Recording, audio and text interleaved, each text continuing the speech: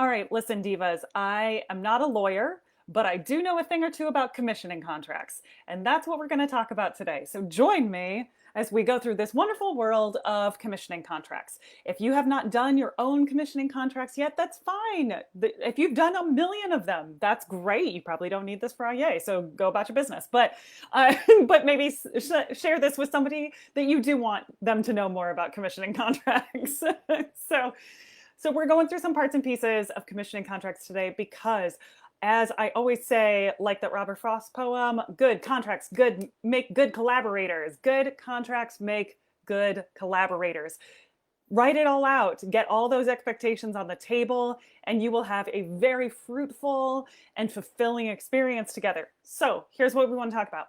Is at the very beginning of your relationship together, say, hey, I don't do any work without a contract. And I just think that good contracts make good collaborators, right? See, it works really, really well. So when you tell people that, it just means even if we're doing this for an exchange of value that's not financial, if we're doing this in a different way, that you have written out all of the things that you want each other to know, right? And you both signed it and you said, we're committing to this. And when you do that, it's going to help everybody have a better experience, and they know where to look for things. They also know what to do when things go a little sideways. Because listen, creative projects are not cut and dry. They don't always happen that way. And so, but a contract helps you know, hey, we did say this, so now it's really important for me to check in, make sure that we're still on track. And if something has changed, then we need to also update our expectations and our agreements with each other. Okay, so first and foremost, who is in this contract, right? So we're talking about who is the contract between and when are you entering into the contract. So that's that first section, which is I, the commissioner, this thing, like I, the commissionee, the composer, etc. So starting there, who's the contract between, and what is the date that you're entering into this contract? Then we're going to just start with the most important thing, which is like, what is it that you're commissioning? You're probably commissioning a musical work, right? But this is where you get to outline it. What is it? It's musical work for these forces, and the product, like the musical the actual product will be a musical score. Does that come with a video? Does that come with like audio tracks? This is a chance for, if you're like me and you want a MIDI with everything that you get, right? Put it in there. They say, go ahead and send it to me. As soon as the score is done, I want all of these things, right? So I want all of that. We're talking about what is it that you're actually commissioning, like spell that out together. And then obviously, everybody thinks that contracts are just really about fees, but fees are just one part of it. It's a big part of it, but one part of it, right? Compensation is one aspect of this, and you want to make sure that you're clear with each other about what that is, right? So I have definitely entered into contracts in which the compensation is $0, right? But there were XYZ things that we were going to do as part of this project together. And we had to lay those things out so that everybody understood what we were saying, what we were agreeing to. However, I want people to get paid. I want them to live like, financially free lives in the arts. And so when we are talking about compensation, I want you to put it out there. What is the fee that the commissioner will be paying to the commissionee, right? And then also, is there a compensation schedule? Have you decided that you're going to break it out into monthly payments or quarterly payments or some sort of payment schedule? Write that down, when those things should exist, right? If you're like me, then you also go put them in your calendar at the same time, right? so that it doesn't just disappear and you go like, oh, I don't know how I'm going to do this. So right, you've got your compensation, what exactly is getting paid, and then also any schedule or parameters around how you're paying for that, and whether or not the compensation is refundable in any way. If there is some reason that this would get refunded, then I want you to put that in there right now, right? It's unlikely that these are refundable things, but you might agree to the fact that if the composer doesn't start your piece, but you've made a down payment or something like that, and you want to release yourselves from this, then the composer may owe you that money back, right? make sure that those things are clear in your contract. And then delivery and changes to the score. That's the next section, right? Is when am I getting the score, and what format is the score going to be in upon delivery, right? So I want to know, are you just going to email it to me? Am I getting 5 beautifully hardbound copies of this and that signed by the composer and all that good stuff? What am I getting, right? And are the copies on me to make if I'm working with an ensemble, or is it the ensemble's responsibility to get one PDF and then make all of the copies, or is it going to be handled by the composer? How do you want that to work? You decide in this. And then also, how will changes to the score work? Remember, this is a commissioning contract. You don't know what the score is yet. You don't know what the things what changes will need to be made, right? And there's always something that changes. Maybe you ask them, hey, this is a really tricky page turn, and is there a chance that we could just format this slightly differently in this part? That's a change, right? So as the composer here, if you don't want to be inundated with change requests from lots of different people in lots of different ensembles after they get a piece, make sure that you have some sort of plan for how you want to receive those change requests and how they should be communicated to you. All of that, right? I end up doing this a lot where the piece ends up in the hands of the ensemble and everybody's working in their practice schedule at different times, which means that the composer then gets 7 emails spread across however many months or whatever about different things in the score. And that can be very challenging. And also, if you are busy working on something or you're on deadline for something else, you may not be thinking about this piece or pulling it out, or maybe it's something from the back catalog and you're like, I have no idea. I don't know. So make sure that in just that communication with the person who's commissioning you, you can set up an expectation of how change requests happen. Not to say that that's how it's going to go every single time. Everybody's different, all of that kind of stuff. So after that, we want to talk about term and exclusivity period. So the term is, when is this piece getting composed? We already talked about the delivery date, right? So I know as the performer when I'm going to expect this in my inbox so that I can get going on it, right? And also, if I'm commissioning this, I probably am expecting a period of exclusivity. And that changes for every single person. I tend to think that most people get a year, maybe longer, depending on things. I don't, honestly, with how COVID has been, it's been very difficult to judge how exclusivity periods can work at the moment, because things are happening, but it's not the same timetable as before. So go into that conversation with compassion and understanding and say, let's see what might be the best fit for both of us. Okay. And then you can always add language about, if composer is approached, then they're welcome to request permission to break exclusivity, if that's something that you care about. So go with that. And then you might want to consider here how many performances you're committing to during the exclusivity period. So like I was mentioning with the previous point, that it might be difficult to predict how many things can get booked during that period of exclusivity, but perhaps you say 1 performance during this time period, and then do you want a clause in there that says that as the composer you need to be notified and or invited to that performance? I think sometimes, especially if we've commissioned a piece but then there's been some time that passes, you may not hear about it because things have just moved on, right? But if you come back to your contracts and you say, in all of my contracts, I want to be notified about any performances, about the first performance, anything like that. If you have ever had a situation like this, go ahead and put it in your contract so that you don't have to bump into it again, right? That's one of the best ways that we save ourselves from headaches, is anytime you've had something that's felt awkward, uncomfortable, that you know that you could prevent, put it in the contract so that when you're reading it, you'll bring it up with them. And then also to exist so that your commissioner looks at it and says, oh, yeah, of course, like I'll do that. But it means that you've had the conversation, right? That sets the stage for you to have the conversation with each other about, hey, I've had this experience in the past and it really was kind of hurtful.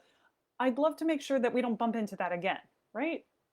Something like that can go a long way to making sure that you've overcome any of the things that you've had bad experiences around in the past for future relationships and future projects. That also means that things like how are recordings to be handled? Get specific in here, right? Get specific about, you can have an archival recording. It can be on your website, but you can't use it to generate funds, like, or whatever it is. The composer needs to be able to have access to it, but they don't retain rights to it. Then ask yourself, are we actually making professional recordings out of this? Do we need a mechanical license to go along with this contract, right? As a composer, you might want to ask yourself, do I want to sign a mechanical license now, or do I want it to be in the contract that they need to seek a mechanical license from me at any point in which they're going to enter into a recording relationship, right? So see the difference here. It's like you can have it up front. If you maybe you've had a long-standing relationship with this ensemble, these performers, and you feel confident signing that mechanical license now, and in this contract you say composer will be notified at any milestones in the recording process, right? Something similar where it's very clear about when you're going to get notified about, we're going to record this, the recording is taking place at this time, here's how much access you will have to providing feedback or thoughts in this recording process, and this is when it'll be out, or how to go about getting more information. So if you have that long-standing relationship, you might feel comfortable signing a mechanical license up front. If you don't have that experience together, you might want to put the notification in your contract that says a mechanical license is required to record this for professional purposes, for promotional purposes, any of that kind of stuff, right? So decide what levels or what kind of recording situations you are comfortable with, where you think that those can be located and shared or not, right? And then make that very clear in your contract. That's something that obviously you can amend this later. You have to enter into a new contract or change this, update this contract. However, if you already have a strong idea of what you want, start from that place, see if you can come to an agreement on that, then it's very unlikely that you'll have to make changes later. Okay. And then what kinds of advertising and promotion stipulations might you need to put in place now, right? I would like for you to take a look at this, and more composers are being asked to make videos introducing their pieces for social media, or maybe it's going to be shown in the performance before the piece, or it's kind of like recorded program notes or whatever. The technology is increasing, right? We have the ability to do this, but what if that's not something that you want to do? Go ahead and make it clear upfront that that's a thing that you're not doing, but maybe you are available for different types of promotion. You can always outline it here. The commissionee prefers to do XYZ types of promotion and marketing. The piece itself, any sort of like recordings can be used in this way for promotional purposes, right? Say they're creating a spot on the radio and they have a recording of your piece, they have an archival recording. How much of that piece can be used in the spot that goes on the radio? That's something to think about. Those are the kinds of processes that I want you to think through for what am I available for when it comes to advertising and promotion. Me, myself, my person, and also the music. How can the music itself be used for advertising and promotion for this ensemble, for this concert, whatever it is. And then, oh, I like this one. Do you want to attend rehearsals? Do you want to go to rehearsals? Do you think that it's necessary for the ensemble to bring you in for a workshop? That needs to be very clear upfront, right? So I really want you to take this opportunity to put that in your contracts. If that is something that you think is necessary, that you think has to happen, then it better be there, right? Otherwise, we're unclear about expectations. I may not think that you need to be at my rehearsals because I know how to rehearse things. And while I want your feedback, right, that may not be the place where I would have that situation. Okay. That doesn't mean don't do that. That means this is an area in which people don't often think we might have different expectations around this part. And I really want you to communicate clearly and compassionately with each other so that you can smooth out any bumps. There's no reason for this to be the part where things break down because you can go over it. You can talk about it ahead of time. And then, any costs that you would incur for travel, for going to the performance, having a rehearsal, having a workshop, whatever it is in there, going to the recording session, any of that stuff. This is a time period in which if it's your expectation that the ensemble is going to cover that for you, then also make that very clear, right? That it's your expectation that this thing will happen. That changes how people are going to prepare for this, right? Especially if we're working with lower budget organizations or ensembles, they may not be prepared financially for that. But if that's the expectation, bring it up now so that they can start fundraising around that. They can do what they need to do. Otherwise, that might change the entire financial health of their organization if that's an immediate like need to have, but that wasn't communicated up front. And then some other things that we get into here. This is the more lawyer-like things that I really want you to just keep in mind. Things like the copyright and the royalties, like who has the copyright, who gets the royalties. And this is like specifically for the score, right? If you're in your mechanical license, that would be the royalties for the recording of the things. But this is specifically for the score itself, who holds the copyright, and then who gets the royalties, and how are those royalties paid. So if you have an issue where the ensemble doesn't perform in spaces that pay ASCAP or BMI dues, perhaps you want to make sure that that's covered in your contract, that the ensemble itself is going to pay those dues because it's not getting covered somewhere else.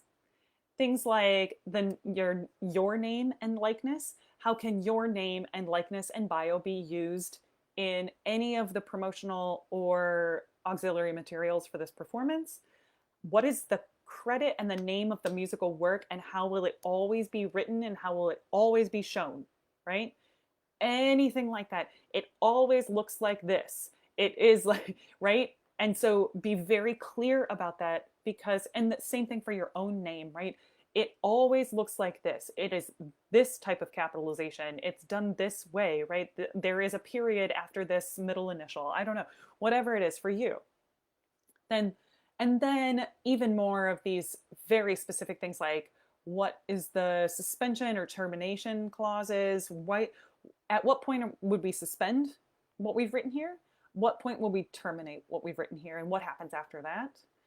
And then things like representation and warranties. Are you able to represent yourself? Do you guarantee that you are of sound mind to enter into a contract like this? Indemnification, things like you won't hold somebody responsible for third-party issues, things like confidentiality, also that you agree to the entire agreement, and if any changes happen, that this agreement supersedes all previous agreements, right? This is an example of, say we need to make a new contract because we've changed some fundamental points about this contract, the clause about entire agreement, meaning that this contract the one that is signed on this date is the one that is, it supersedes all other contracts based on the date. Okay. There's a lot of stuff in here. There are a lot of nuts and bolts, and sometimes you can get away with, I, Megan, am going to pay this person for this thing, and this is when it's going to show up, and that's how it's going to happen. This is how it's going to get performed, right? You can, if you both sign it together, you know what, that's fine. You made a very simple contract. We have walked through all of these points in which I want you to think through what could get in the way of you having the best experience possible together. These things are the big bugaboos. They're the things that end up making us like, just so it's so depressing. Like when these things don't work out. So when we are unclear about any part of this, that's when creative projects start to shrivel and die, right? And that's when creative and collaborative relationships go down in flames. And I don't want that for you. I want you to have great creative collaborative relationships. And this is how you're going to do it. So if you would like more information, one of my favorite resources is the Canadian League of Composers. CLC has a model commissioning contract on their website that is so good. So check it out. I think their website is composition.org. So double check that, use that, right, as a template. If you are wanting to make sure that your contracts are fully representing you in the way that you want to be represented, and you don't have a lawyer that you work with right now, check in your state and see if you have volunteer lawyers for the arts for your state. Reach out to them. I have an amazing one here in Louisiana. So shout out to the Ella Project, right? So I want you to take this as a template, go through all of these things, check it with your own lawyer who's going to be like looking out for you, making sure that you've covered all of the bases, and then use this regularly. Never be afraid to say, let's sign a contract about this, right? Because I don't know where that comes from. People get like their panties in a twist about I'm not fancy enough to have contracts yet. And that's not true. It just means start with that idea of saying, well, I don't do anything without a contract because it's really important to me that we communicate clearly with each other. So this really helps to have this framework. So I hope that you will do this with me. Start there. It's going to be great. And yeah, I can't wait to see it. I hope that you have many, many, many commissioning contracts in your life, because that means that you're commissioning a ton of music. You're being commissioned to write music. There's new music in the world. And I love that. So divas, have a happy Fri-YAY. Stay sparkly inside and out. And I'll talk to you later.